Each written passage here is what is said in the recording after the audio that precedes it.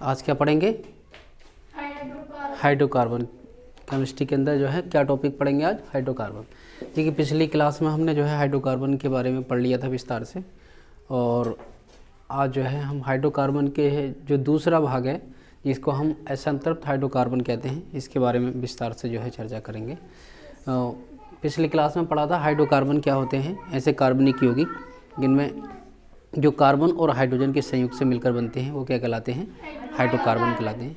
और हाइड्रोकार्बन ये कितने प्रकार के होते हैं? दो प्रकार के होते हैं, संतृप्त हाइड्रोकार्बन और असंतृप्त हाइड्रोकार्बन, जिसको इंग्लिश में कहें तो सैचुरेटेड हाइड्रोकार्बन और अनसैचुरेटेड हाइड्रोकार्बन कहलाते हैं।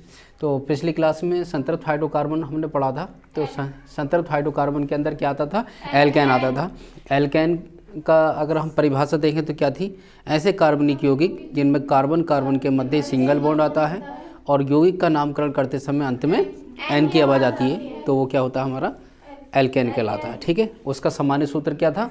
CnH2n+2 था। ठीक है, जैसे CH4 C2H6 और C3H8 ये था। ठीक है, अब हमें जो है असंतृप्त हाइड्रोकार्बन के बारे में पढ़ना है। ठीक है, तो असंतृप्त हाइड्रोकार्बन में क्या आता है? ये असंतृप्त हाइड्रोकार्बन ये दो प्रकार के होते हैं, एल्कीन और एल्काइन। ठीक है, तो हम एल्कीन के बारे में देखते हैं। एल्कीन क्या होता है? ऐसे कार्बनिक यौगिक जिनमें कार्बन कार्बन के मध्य द्विबंध यानी डबल बॉन्ड पाया जाता है तथा यौगिक का नामकरण करते समय अंत में इन की आवाज़ आती है, एल्कीन कहलाते हैं।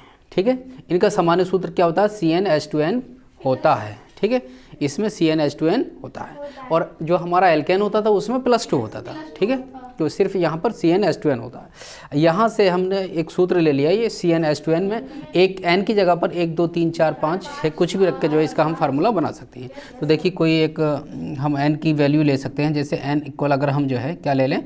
2 ले लें, तो क्या कह सकते हैं हम?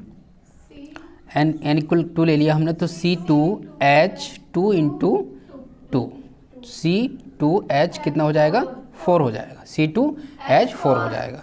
तो इस तरीके से हम क्या कह सकते हैं इसका? अब ये कार्बन यहाँ पर 2 हो गया, तो इस कार्बन को हम क्या कहते हैं? यहाँ से दो कार्बन को हम क्या कहते हैं? एथ कहते हैं। दो कार्बन होता तो इसको हम क्या कहते हैं? एथ कहते हैं। ठीक है, तो यहाँ से हम क्या कह देंगे? इसका नाम क्या कह देंगे?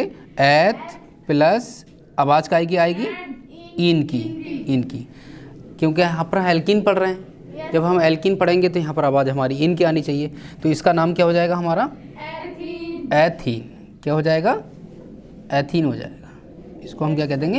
एथीन। ठीक है, इस प्रकार अगर इसका स्ट्रक्चर बना के देखेंगे तो देखिए दो कार्बन है, इसमें बॉन्ड कितना आता है? इनमें डबल बॉन्ड आता है, तो यहाँ पर आप जो है डबल बॉन्ड लगा दीजिए।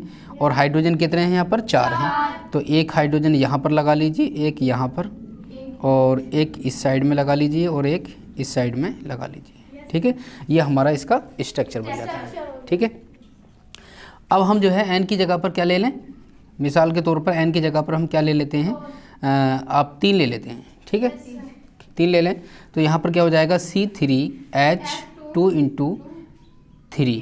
ठीक है, तो C3H कितना हो जाएगा? 6 हो जाएगा। जब 3 कार्बन हैं तो 3 कार्बन को यहाँ पर क्या कहते हैं? प्रोप कहते हैं। क्या कहते हैं? प्रोप। तो यहाँ पर क्या हो जाएगा हमारा? प्रोप प्लस आवाज़ काय की आती है? इन की, तो क्या हो जाएगा? प्रोपीन। इसका स्ट्रक्चर बनाएं तो 1 2 3 कार्बन कितने हैं? 3 हैं। कहीं पर भी जो है 2 बॉन्ड लगा लीजिए, जोन से कार्बन पर आपका दिल करे वहाँ लगा लें, तो आप जो है यहाँ पर लगा सकते हैं। प्रत्येक कार्बन के आपको जो है 4 हाथ पैर पूरे करने हैं। ठीक है, यहाँ पर कितने हाइड्रोजन है? 6 हैं। 6 1 2 3 4 5 और ये 6। इस प्रकार हमारा जो है इसका स्ट्रक्चर ये बन जाता है। अब इसमें जो है और एग्जाम्पल भी बड़ी आसानी से बना सकते हैं। अब हम जो है काय पे डिस्कस करते हैं? एल्काइन पे। ठीक है, एल्काइन में क्या होता है? ऐसे कार्बनिक यौगिक जिनमें कार्बन कार्बन के मध्य क्या होता है? ट्रिपल बॉन्ड होता है। कार्बन कार्बन के मध्य यहाँ पर क्या होता है? ट्रिपल बॉन्ड होता है, और तथा यौगिक का नामकरण करते समय अंत में आयन की आवाज़ आती है, एल्काइन कहलाते हैं। इनका सामान्य सूत्र CnH2n-2 होता है। CnH2n -2 होता है। तो यहाँ पर CnH2n -2 में जो है n की जगह पर 1 2 3 4 5 कोई सी वैल्यू रख सकते हैं। तो यहाँ पर अगर हम n की जगह पर कितना ले लें, n की जगह पर अगर हम 2 ले लें तो क्या कह सकते हैं हम, C2H2 इंटू 2, ठीक है। तो यहाँ पर क्या हो जाएगा, C2H कितना हो जाएगा, 4 हो जाएगा, C2H4 हो जाएगा। जब कार्बन 2 है तो इसका नाम क्या हो जाएगा, एथ। इसका नाम क्या हो जाएगा हमारा, एथ। इसको हम कहेंगे एथ, और प्लस आवाज़ का आएगी, एल्काइन पढ़ रहे हैं तो आइन की, आइन की आवाज़ आएगी, ठीक है। तो ये किसका नाम क्या हो जाएगा, एथाइन। नाम क्या हो जाएगा इसका, एथाइन। अब इसका स्ट्रक्चर बना दें। अगर हम इसका स्ट्रक्चर बनाएं तो क्या बना दें, हाँ क्या बनाएंगे, देखिए इसका स्ट्रक्चर यहाँ पर बना दें तो चलिए यहाँ बना देते हैं। 2 कार्बन ले लें तो 2 कार्बन में जो है आपके कितने बॉन्ड लगेंगे, 3 बॉन्ड लगेंगे, क्योंकि यहाँ पर ट्रिपल बॉन्ड होता है, ठीक है। हाइड्रोजन कितने हैं, 4 हैं, एक यहाँ लगा लीजिए और एक यहाँ लगा लीजिए, ठीक है। नहीं सॉरी, यहाँ पर जो है -2 भी है ना, यहाँ -2 भी है, तो यहाँ पर -2 हो जाएगा। तो यहाँ पर हाइड्रोजन बच जाएगा हमारा 2, ठीक है। हाइड्रोजन कितना बच जाएगा, ये हो जाएगा हमारा इसका अगर हम सूत्र यहाँ लिखें तो C2H2, यानी कि 2 कार्बन हो जाएंगे, 2 हाइड्रोजन हो जाएंगे। यहाँ पर माइनस का चिन्ह लगाना पड़ेगा, तो यहाँ पर क्या हो जाएगा हमारा, ये H और ये H, ठीक है। इस तरीके से हमारा बन जाएगा। जब 2 कार्बन है तो इसको हम क्या कहेंगे, एथ कहेंगे। आवाज़ का आएगी आयन की, तो ये हो जाएगा एथाइन, ठीक है। इस तरीके से हमारा एथाइन हो जाएगा। अगर हम कोई और लें, जैसे n इक्वल कितना ले लें, 3 ले लें इसी फार्मूले के लिए, तो क्या कह सकते हैं हम, C3H2 इंटू 3 -2, क्योंकि यहाँ पर फार्मूले के अंदर जो है -2 भी लेना है। तो यहाँ पर कह देंगे हम C3H6 -2, तो कितना हो जाएगा, C3H4 हो जाएगा।